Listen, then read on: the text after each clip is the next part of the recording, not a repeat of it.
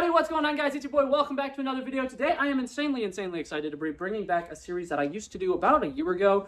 This is a show called Cooking AF. Welcome to Cooking AF. Now, what does Cooking AF mean? It means cooking affordable food. The whole point of this series today is I'm going to be making 3 meals for you using ingredients that I only spent $30 to get. So, that being said, this video is going to start off with a little haul. I'm going to go down the budget and kind of break down how much money I spent. I'm going to go ahead and show you right now the receipt from Aldi's, $22.67. However, there are a couple of things that I wasn't able to get from Aldi, so I'm going to have to go to other stores throughout the week and get them. So as I add those, whenever I finish showing you guys this haul real quick, I'm going to show you the last 2 items like on the screen and then show you what the full total for everything I spent was. But I'm going to quickly go through a haul, show you everything that I got from Aldi's, and just kind of break down how I'm going to be able to turn this into 3 meals. And then obviously once I make those meals, I'm going to add those into the video as well. So starting off with just a basic generic haul, I went in there with a vision. I wanted to make a breakfast thing using potatoes so that I could have like home fries. And I wanted to make a shepherd's pie so I would have mashed potatoes, because for people who do not know, buying potatoes,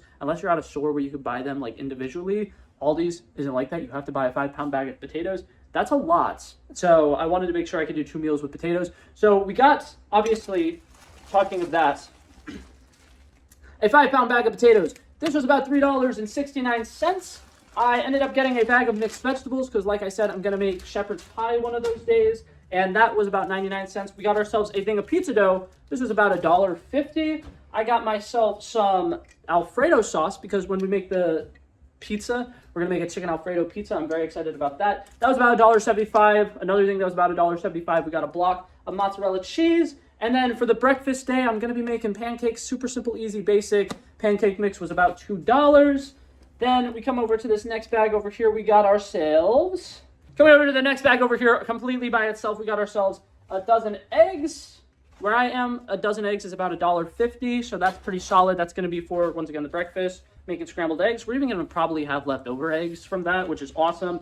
And then for the meats, all of the meats that we got breakfast sausage. This is about $2.40. We got ourselves chicken thighs. Oh no, thin sliced chicken breast. I kept switching up the chickens that I was getting because I was like, oh, this one's a little bit cheaper. Oh, this one's a little bit cheaper. This is the cheapest one I could find. $5.32 for about £1.25 of thin sliced chicken breast. This is going to be for, like I said, going to make a chicken Alfredo pizza one day. Very excited about that. And then the last thing I bought a tube of ground turkey. This was $2.69. So that over there is how I got the $22.67 that I spent at Aldi's. And then the 2 ingredients that I'm missing. I want to get a frozen block of spinach. That's going to be about $1.50. I will put it up on the screen if that's incorrect. I'm just trying to do basic math in my head right now. And I'm also going to need a block of shredded cheese for my shepherd's pie. What's it called? Sharp cheddar was out of stock at the store that I was at. So I actually, because I'm making it tonight, kind of cheated and I went out and I got a bag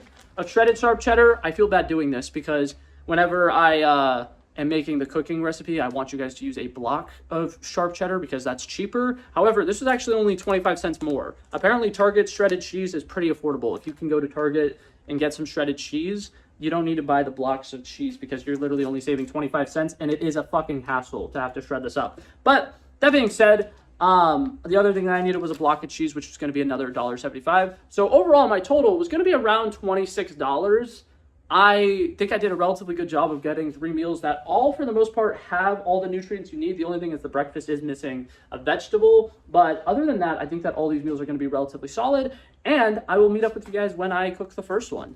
Okay, now we're here to make the first meal today. We're going to be making shepherd's pie very quick, very simple, very easily. I don't remember if I showed you guys, but the bag of potatoes I got, the thing that made them the cheapest is they were fucking gigantic. So this 5-pound bag of potatoes has like 6 potatoes in it. We're going to go ahead and take 2 of them out, cut these up into probably like 1/6 of this size or whatever. And then we're going to go ahead and put them on the stove with a pot of water to boil, because the first step that we need to do is make mashed potatoes.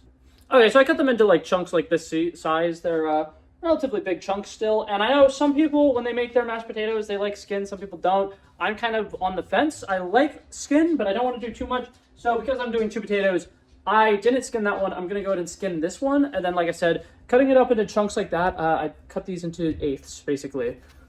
Okay, and these potatoes are going to need to boil on the stove for probably about 30 minutes, give or take, sometimes a little bit more, sometimes a little bit less. You just kind of want to keep your eyes on those. And then meanwhile, while we're working on that, we're going to go ahead and start cooking up our turkey on high heat. Put down a little bit of oil and go ahead and throw all of your turkey in. It's going to get nice and brown. It's going to have a lot of fat. Don't worry about that. These are all the things I'm personally am using to season up my turkey.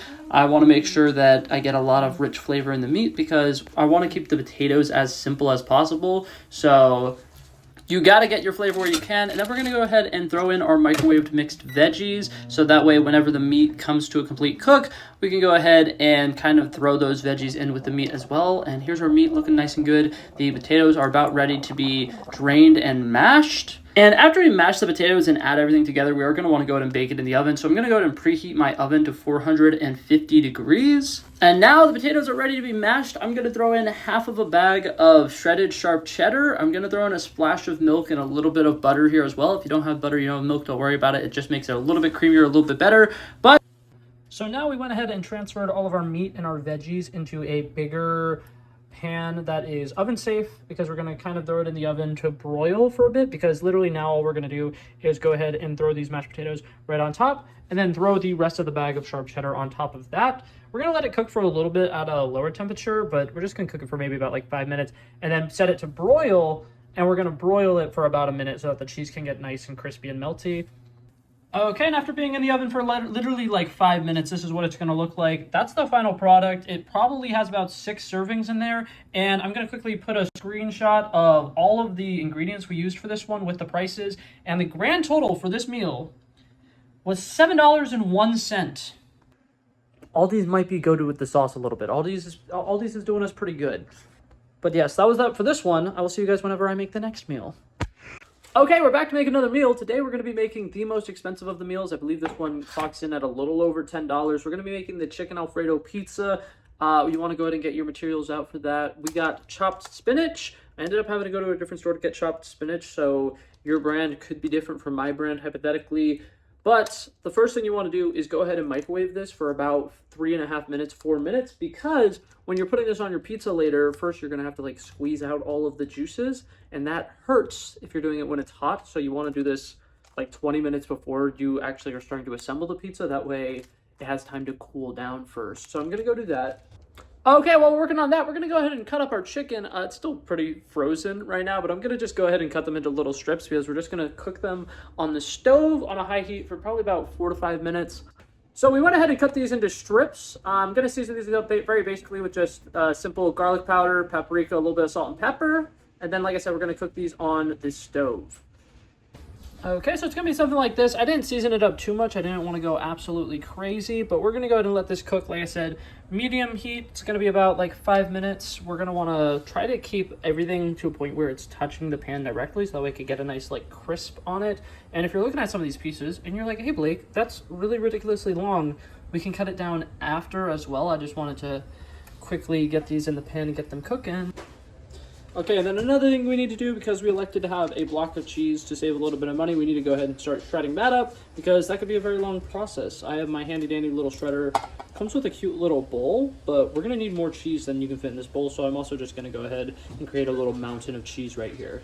So fun fact, to make grating cheese a lot easier, I didn't do this, but this is something you can do. If you freeze it for a couple of minutes before you grate it, makes it a lot easier. I forgot to do that, so we're just going to go ahead and grate it regularly.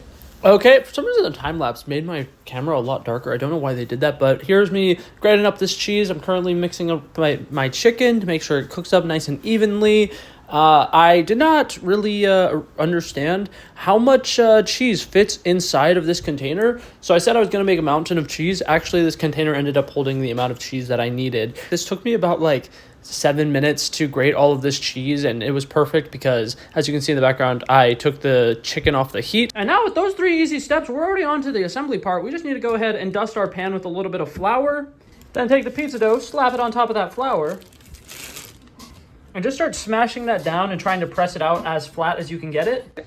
Okay, so obviously when you flatten it out, it's hard to get it pretty thin. So what you're going to want to do, just a little tip and trick, pick it up let gravity do the work for you. You just want to kind of pull it apart, pull it apart, pull it apart, spin it, pull it apart, spin it, pull it apart, spin it, pull it apart, spin it. And you want to do that until it gets to a point where you're like, oh shit, it's so then you can see through it.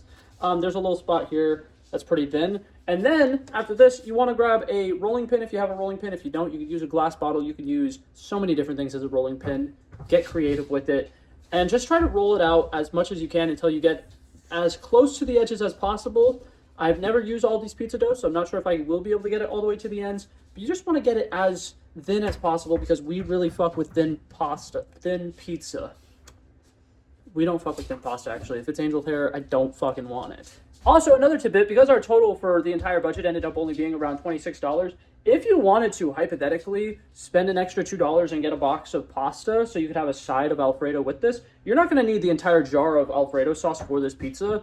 10 out of 10 would recommend that because you're also probably going to have some leftover spinach and some leftover chicken as well, so then you would have a side of Alfredo as well. I didn't do that, but something you could do. Okay, and then another little tip if you're struggling to get it all the way to the edges, put a little bit of olive oil underneath it. That'll also help give it a nice brown crust underneath when you're cooking it. But now, we're going to do something we should have done earlier. We're going to preheat the oven. We're going to preheat it to 460. Let's do that. Okay, now you want to go ahead and put some layer of sauce down on this. You want to do a little bit more than you think because it does dry up a little bit when it cooks. And then you want to make sure you spread that out evenly because right now, that's not even at all. Okay, now we're going to go ahead and start squeezing this spinach so we can drain all of the liquids out of it. Okay, now we're just kind of going to sprinkle this all over our pizza. Make sure to spread it out, get it nice and all over the place. Okay, so this is what it looks like after I put the spinach on. Like I said, trying to get it as like all over the pizza as possible. Want to make sure it's nice and evenly spread out. Now we're going to go ahead and grab our chicken, which look at how our chicken came out. I think I showed you guys I got thin sliced chicken breast. These are so thin and cute and adorable, and I love it because they're all, I would say, about bite-sized pieces. Yeah, they're a little long, but that's okay. We like that. We mess with that. We think it's fun. Okay, now we got our chicken spread on there. We got our spinach spread on there. Now we're going to go ahead and put the cheese on top. With a lot of pizzas, obviously, you'll do the sauce and then the cheese. I feel like with Alfredo, it just makes more sense to put everything under the cheese because, like, Alfredo. I don't know. Don't ask me too much questions. I try not to think about it. Spreading on some cheese. Yeah, it's mozzarella cheese. We love all the mozzarella cheese. It's so yummy and cheesy. Okay, and then the last little bit before we throw this in the oven, if you want to, you obviously don't have to, make the crust a little bit of seasoned, a little bit of extra flavor. Go ahead and put some garlic powder and a little bit of parsley on the crust. And then also, if you can drizzle a little bit of olive oil on the crust as well, that'll also make it a nice little golden color. Doesn't need to happen, but it can make it better. Okay, now we're going to go ahead and throw this pizza in the oven. It should only take about 7 to 9 minutes to cook, and it's going to cook up really nicely. You just want to wait until the mozzarella cheese starts to get like a little bit brown on top. Oh, it's going to be fantastic. It's going to be so good. Let's do it. Okay, so here's a little glamour shot, and then once again, I'm going to go ahead and show you guys a screenshot with all the ingredients, and the grand total for this one was $11.50. Okay, now in about 9 minutes later, we went ahead and took this out. I just want to show you how beautiful this is. I gotta show you guys how beautiful this is. This thing looks absolutely phenomenal and incredible, and I can't stress enough. Making a homemade pizza is so totally worth it. This is about $10, and I swear it is about the quality that you will get at like a really nice Italian place near you. Really yummy, really delicious. It's gonna be fantastic. I would say this is probably close to about 4 servings. I don't know. I'm gonna cut it into 8 slices, but I wouldn't say that a slice is a serving per se. So I'd say this is probably about 4 servings, 5 servings, maybe 6 servings. I eat more than the average person, so I don't know what an accurate serving is, but for the $10, totally worth it. 10 out of 10 would recommend. Look at how beautiful it is. I will see you guys when we make the last and final meal. Okay, now it's time to make the last meal. First off, I do want to go ahead and say I have to make an amendment to the budget. I am kind of an idiot. So for the last like 4 years, my mom has really been into getting organic maple syrup. And so whenever she goes to farmers markets, there's a specific booth at the farmers market that she goes to where she gets maple syrup that is homemade from this specific person. And she gives us some. So I kind of have like a lifetime supply of maple syrup and I never need to buy maple syrup. I forgot that that's not normal. So I went to the store, I checked. You can get a thing of maple syrup for about $2. So add $2 to this budget.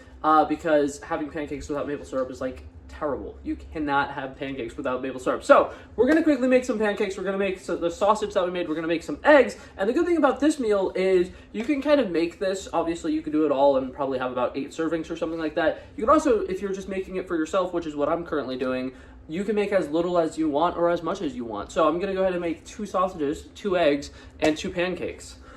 So starting off, we're gonna go ahead and make the pancake batter, so that way literally everything is ready to go. We can just immediately put them all on the stove. This is the pancake batter we got. I'm gonna check. Yeah, it says you can make 16 servings in this. So you can make an ungodly amount of pancakes with this little bit of batter. Like I said, I'm just gonna make 2. So, for anybody who doesn't make pancakes regularly, it actually low-key does not matter how much measurements you put in. It's all about the ratio. So you want to put in some powder, and then you add a little bit of water, and then you want to try to get it to a specific consistency. I also, for a little bit of extra protein, I will be putting an egg in here. That's a good thing to do when you're making like a whole batch of pancakes. Since I'm just making 2, I don't know if this is a good idea, but I'm doing it anyway. So we'll find out together if it's a good idea or not. So now I have this bowl full. It's probably about like 1.5 cups of this pancake batter.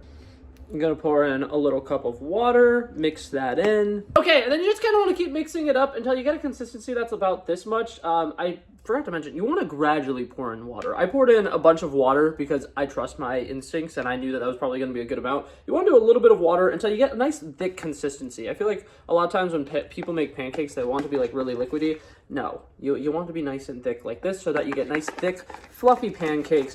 And now we got a shit ton of batter. This is actually probably going to make like 5 pancakes, 6 pancakes. I did not fully think this through, but that's okay. Let's get cooking. Okay, future editing Blake here. I ended up taking like a week off of making this video and completely forgot that I was planning on making home fries. So here's the total and all the ingredients and stuff that we used.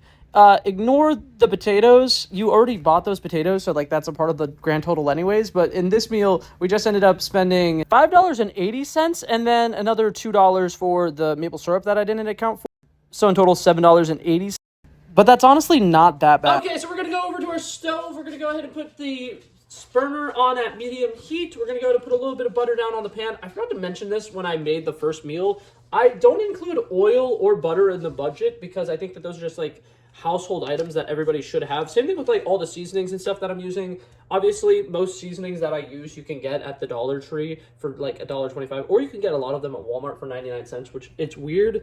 Growing up in an economy where like the Dollar Tree was always the best place to get things for cheap, and now it's like, oh, you actually want to go to Walmart because Walmart's cheaper than the Dollar Tree. That's crazy. That was always baffling me. But anyways, we want to wait for this butter to melt, and as soon as this butter melts, we're going to go ahead and throw a bunch of batter on top, and we're going to make some big, thick pancakes. I'm very excited. Maybe I need to time-lapse this process. Hold up. And so since we started off with the heat having to warm itself up, this first one took about like 2.5 minutes on both sides to cook fully because like I said, we're making really nice thick pancakes. But after the first one, the pan got nice and heated up, so it actually was only about a minute on each side. And then I actually only had enough to make those 2 giant ones and then 1 little small one. And right on the same pan, we were just going to go ahead and jump right into making the sausages and making the eggs, which I just added salt and pepper. Okay, I hope future editing Blake treated you well there. I kind of decided that I was just going to decide to leave the entire thing as a time lapse. So hopefully he explained everything perfectly to you. This is such a simple, easy, basic meal to make, but it's absolutely beautiful. It's got plenty of protein because the sausage and the eggs account for at least like 30 grams of protein. There is probably also a shit ton of sugar in this though, so it's not the most healthy meal, but I will say it's going to be very fulfilling. I'm incredibly, incredibly excited about it. And like I said, this meal was probably close to like $10 to make. So overall, all these meals, super easy, super cheap, super fun, and I think that that's going to be it for this video, guys. Thank you guys so much for coming by and checking it out. I love and appreciate you guys so much for watching. If you liked it, feel free to like and subscribe, and I'll hopefully see you guys in the next one. Peace out. Bow. Bow. Bow.